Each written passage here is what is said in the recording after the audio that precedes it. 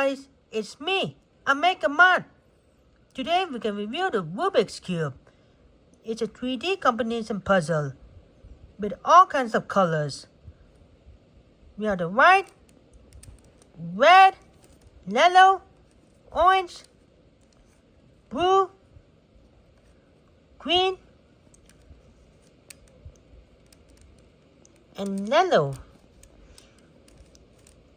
And more colors of Rubik's Cube 3D combination and puzzle. And you can solve the puzzle in the Rubik's Cube. If you're having trouble with this, you'll be fine, and that's okay.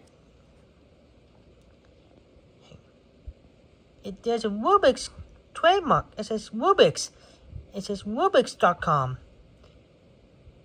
And to anyone, if you have Rubik's Cube, that's great. And if you don't have Rubik's Cube, that's okay. Okay, and that's all for now. And if you have not subscribed to my channel, don't forget to subscribe, like, share, comment, and thanks for watching. And I will see you again in the next video.